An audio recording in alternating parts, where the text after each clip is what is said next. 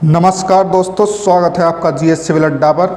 आज हम डिस्कस करेंगे 12 अगस्त और 13 अगस्त 2022 के करंट अफेयर्स का। तो चलिए शुरू करते हैं आज के पहले क्वेश्चन से। आज का पहला क्वेश्चन है, हाल ही में बिहार के 8वीं बार मुख्यमंत्री कौन बने हैं? ऑप्शंस हैं, option A Lalu Prasad Yadav, option B Sushil Modi, option C Tejashwi Prakash, option D Nitish Kumar. तो हाल ही में 8वीं बार बिहार के मुख्यमंत्री नीतीश कुमार बने हैं। अच्छा, उप मुख्यमंत्री कौन बने हैं? तो उप मुख्यमंत्री तेजस्वी यादव बने हैं। याद रखेंगे, मुख्यमंत्री नीतीश कुमार बने हैं और उप मुख्यमंत्री तेजस्वी यादव बने हैं। नेक्स्ट क्वेश्चन है, हाल ही में 22वें भारत रंग महोत्सव का शुभारंभ कहाँ किया गया है? ऑप्शंस हैं, option A Nashik, option B Ahmednagar, option C Nagpur, option D Mumbai. तो हाल ही में 22वें भारत रंग महोत्सव का शुभारंभ कहाँ पर किया गया है? मुंबई में किया गया है। अच्छा, मुंबई में कहाँ किया गया है? तो ये मुंबई में रविंद्र नाट्य मंदिर में किया गया। कहाँ पर? रविंद्र नाट्य मंदिर में किया गया है।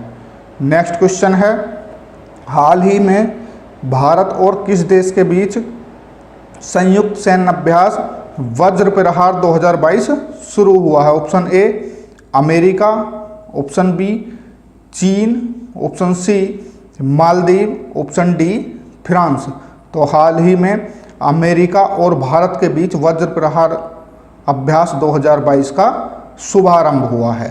ठीक, अब अमेरिका की बात हो रही है तो अमेरिका के साथ अन्य अभ्यास भी होते हैं।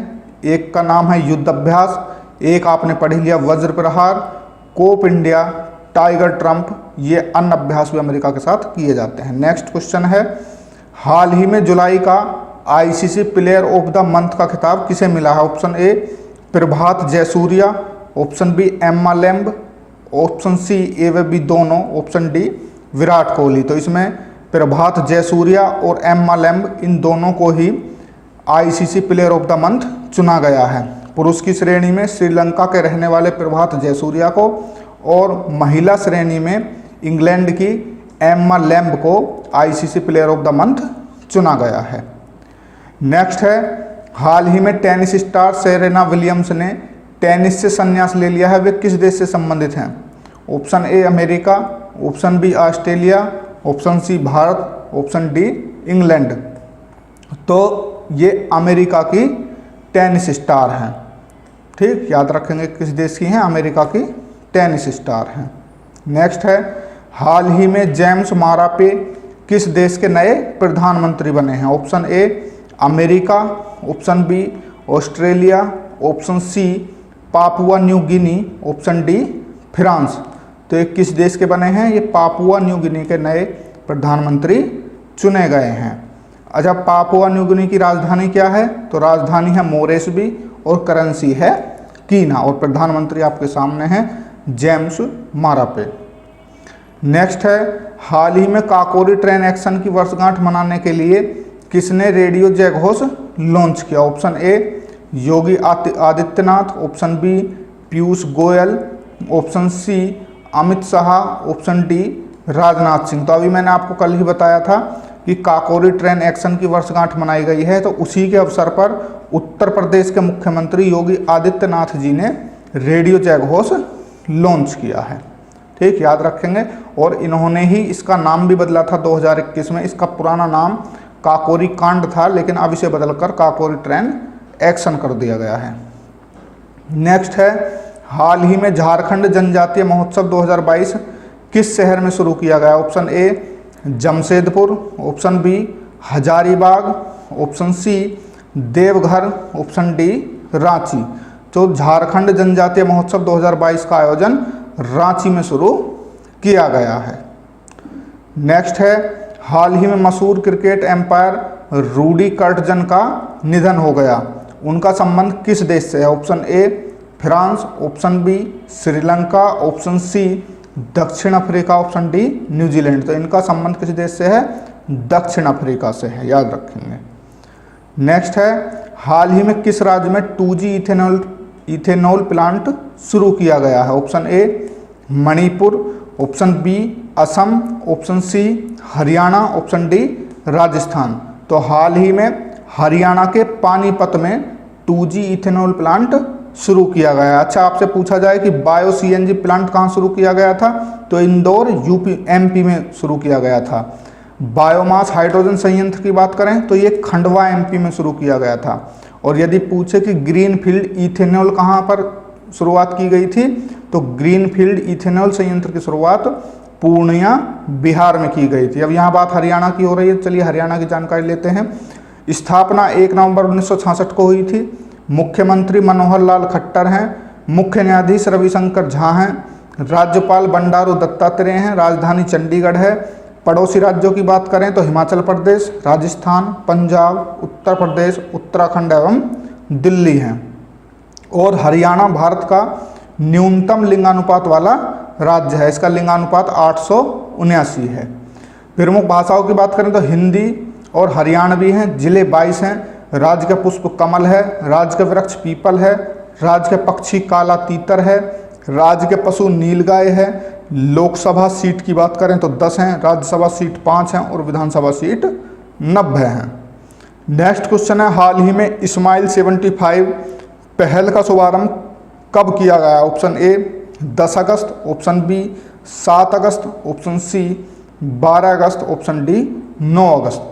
तो इस्माइल 75 पहल का शुरुआत 12 अगस्त को की गई है। किसके द्वारा की गई है? तो सामाजिक न्याय और अधिकारिता मंत्रालय के द्वारा की गई है। अच्छा, सामाजिक न्याय और अधिकार मंत्री कौन है? तो डॉक्टर वीरेंद्र कुमार हैं और इन्हीं के द्वारा ये शुरुआत नई दिल्ली में की गई है। और इसका संबंध किससे है?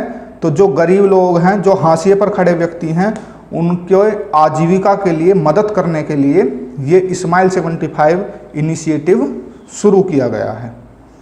नेक्स्ट क्वेश्चन है, हाल ही में किन 2 देशों की वायुसेनाओं के मध्य टैक्टिकल लीडरशिप प्रोग्राम का आयोजन किया गया? ऑप्शन ए भारत मिस्र, भारत रूस, भारत अमेरिका, भारत चीन। तो भारत और मिस्र की सेनाओं के बीच टैक्टिकल लीडरशिप प्रोग्राम का आयोजन किया गया है। तो इस प्रकार इसका ऑप्शन ए सही हो जाएगा।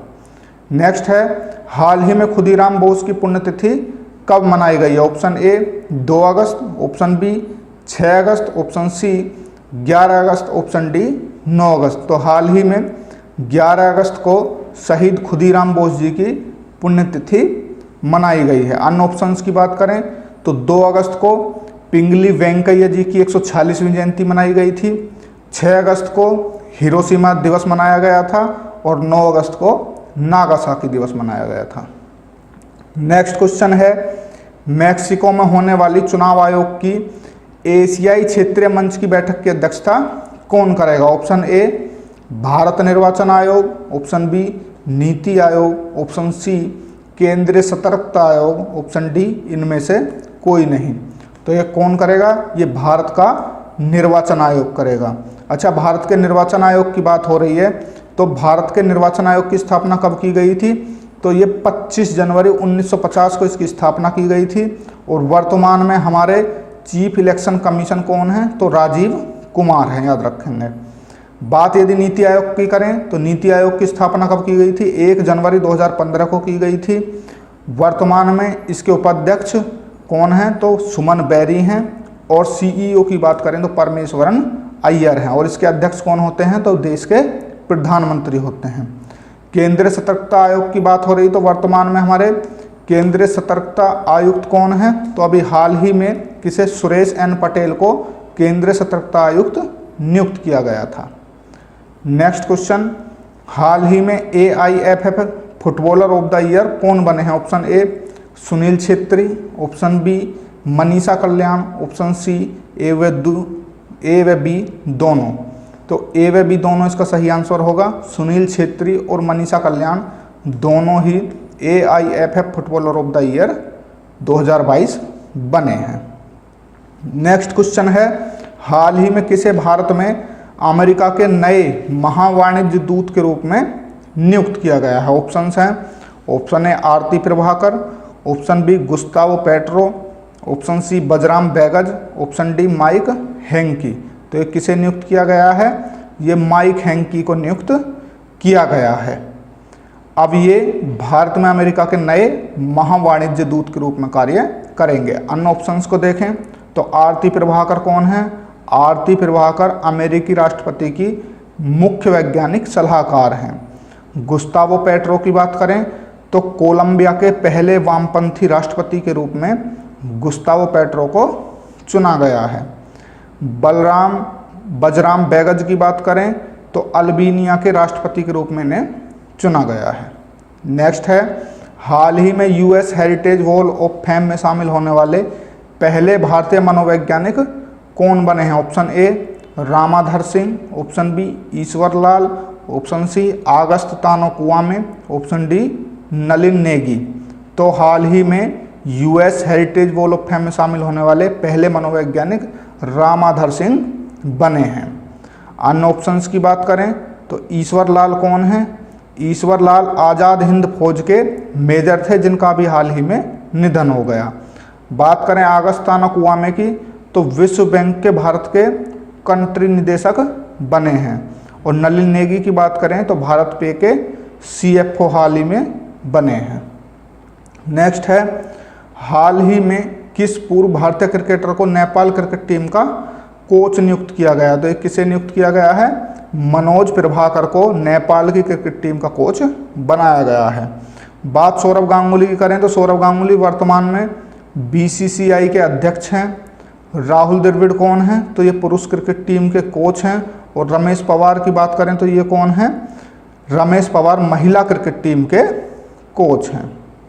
नेक्स्ट है, हाल ही में किस राज्य के मुख्यमंत्री ने बुनकरों के लिए नेथन्ना बीमा योजना शुरू की है? Option A Kerala, option A Telangana, option B Kerala, option C Karnataka, option D Tamil Nadu. तो हाल ही में तेलंगाना के मुख्यमंत्री ने, कौन है तेलंगाना के मुख्यमंत्री? तो चंद्रशेखर राव ने नेथन्ना बीमा योजना की शुरुआत की है। इसमें क्या है? इसमें 5 लाख तक का बीमा बुनकरों के लिए व्यवस्था की गई है।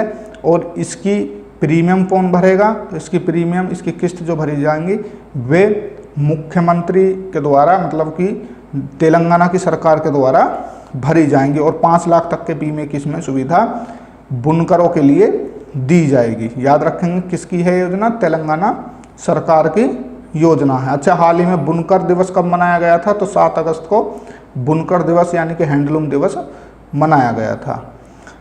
नेक्स्ट क्वेश्चन है, हाल ही में कौन से देश का केंद्रीय बैंक एक डिजिटल मुद्रा पायलट प्रोजेक्ट लॉन्च करेगा? ऑप्शन ए रूस, option B America, option C Australia, option D चीन। तो हाल ही में ऑस्ट्रेलिया एक डिजिटल मुद्रा पायलट प्रोजेक्ट लॉन्च करेगा, याद रखेंगे। नेक्स्ट है, 10 अगस्त 2022 को कृषि मंत्री नरेंद्र सिंह तोमर ने पशुधन को त्वचा रोग से बचाने के लिए कौन सी स्वदेशी वैक्सीन लॉन्च की है? तो ये कौन सी वैक्सीन लॉन्च की है? ये लंपी प्रोवैक नाम की वैक्सीन लॉन्च की है। इसमें जो ये अन्य 3 वैक्सीन्स लिखी हुई हैं ये लाइसेंस प्राप्त वैक्सीन है, परंतु ये विदेशी वैक्सीन है। इनका भी याद रखेंगे, नीथलिंग वैक्सीन, गार्गन गोट पॉक्स वैक्सीन और केन्याई शीप वैक्सीन, ये भी अंतर्राष्ट्रीय स्तर पर लाइसेंस प्राप्त वैक्सीन है। और यदि स्वदेशी वैक्सीन की बात करें तो लंपी प्रोवैक है। मैंने अभी बताया था कि राजस्थान और गुजरात में गायों में ये रोग बहुत ज़्यादा देखने को मिल रहा है। यदि इसके डेथ रेट की बात करूं तो यदि 100 पशुओं को हो रहा है तो 10 पशु उसमें मर जा रहे हैं, यानी कि 10% इसका डेथ रेट है। और ये वायरस से फैलने वाली बीमारी है। नेक्स्ट है, हाल ही में केंद्रीय मंत्रिमंडल ने प्रधानमंत्री आवास योजना शहरी यानी कि PMAYU के अंतर्गत सबके लिए आवास मिशन कब तक जारी रखने की स्वीकृति दी है? तो ये कब तक के लिए स्वीकृति दी है? ये 2022 तक के लिए थी, लेकिन अब इसे बढ़ाकर 31 दिसंबर 2024 के लिए कर दिया गया है। अच्छा, ये योजना कब शुरू हुई थी? तो ये योजना 25 जून 2015 को इसकी शुरुआत की गई थी। याद रखेंगे, 25 जून 2015 को इसकी शुरुआत की गई थी। और ये जो 2 अन्य डेट हैं ये भी ऐतिहासिक डेट हैं, क्योंकि 23 सितंबर 2018 को आयुष्मान भारत योजना, ठीक, भारत की सबसे बड़ी स्वास्थ्य बीमा योजना है ये आयुष्मान भारत योजना, 23 सितंबर 2018 को शुरू की गई थी। और 1 मई 2016 को उज्ज्वला योजना उत्तर प्रदेश के बलिया से इसकी शुरुआत की गई थी। तो ये भी आप याद रखेंगे, उज्ज्वला योजना 1 मई 2016 बलिया से शुरुआत की गई थी।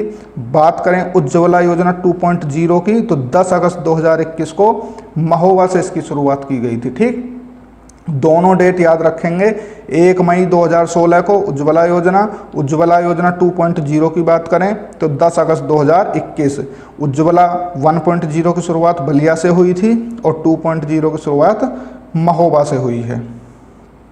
नेक्स्ट क्वेश्चन है, हाल ही में कारगिल नायक योगेंद्र सिंह यादव की जीवनी ब्रावो यादव किसके द्वारा लिखी गई? Option A Deepak Singh, option B Faisal Farooqui, option C Gita Piramal, option D Sanjay Baru. तो ये दीपक सिंह के द्वारा लिखी गई है। अन्य राइटर्स की बात करें तो फैसल फारूकी की भी हाल ही में पुस्तक आई थी। क्या नाम था उसका? उसका नाम था Dilip Kumar in the shadow of a legend. क्या था? Dilip Kumar in the shadow of a legend Faisal Farooqui द्वारा लिखी गई थी। गीता पीरामल की बात करें तो Rahul Bajaj N extraordinary life, Rahul Bajaj N extraordinary life पुस्तक गीता पीरामल ने लिखी थी। संजय बारू की बात करें तो the journey of a nation 75 years of Indian economy किसने लिखी थी? तो संजय बारू ने लिखी थी। एक बार फिर बता रहा हूँ, the journey of a nation 75 years of Indian economy किसने लिखी है? तो ये संजय बारू द्वारा लिखी गई है। नेक्स्ट क्वेश्चन है, हाल ही में लंदन में आयोजित कॉमनवेल्थ फेंसिंग चैंपियनशिप 2022 में भवानी देवी ने कौन सा पदक जीता है? तो भवानी देवी ने स्वर्ण पदक जीतकर इतिहास रच दिया है। ये कॉमनवेल्थ गेम की बात नहीं कर रहा हूँ मैं, लंदन में आयोजित कॉमनवेल्थ फेंसिंग चैंपियनशिप की बात कर रहा हूँ। तो इसमें किसने जीता है? भवानी देवी सिंह ने फेंसिंग यानी कि तलवारबाजी में स्वर्ण पदक जीत लिया है। अभी अभी कॉमनवेल्थ गेम्स समाप्त हुए हैं तो उनका आयोजन कहाँ पर किया गया था? तो बर्मिंघम में किया गया था।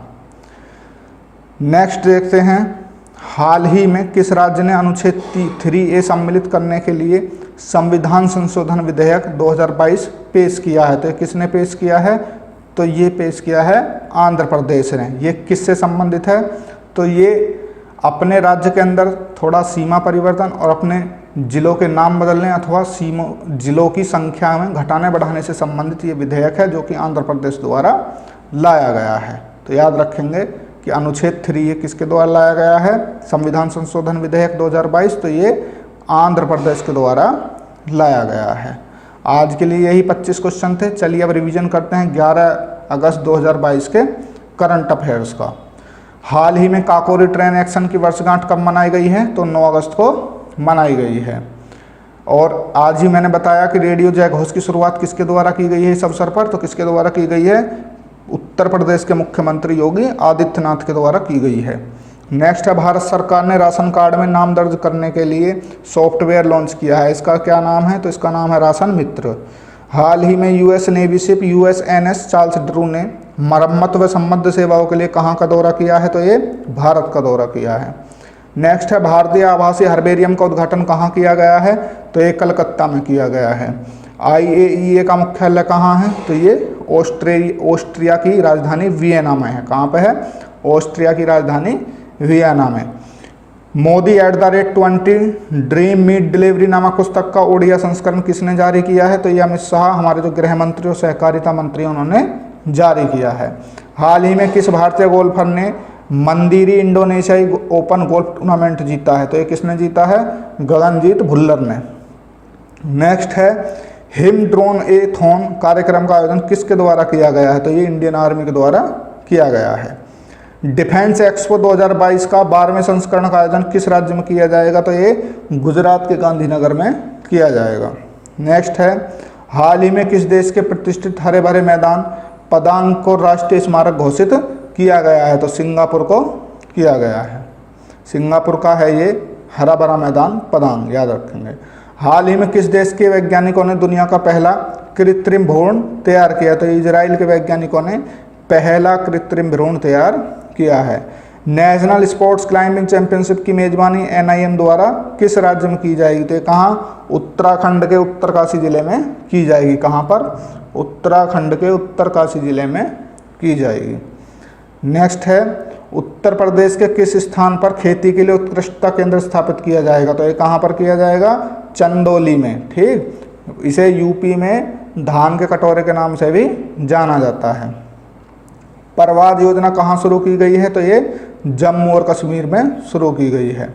हाल ही में ओएनडीसी में शामिल होने वाली पहली कंपनी कौन सी बनी है? तो इस कंपनी का नाम है माइक्रोसॉफ्ट। और माइक्रोसॉफ्ट के सीईओ कौन है? तो सत्या नडेला हैं।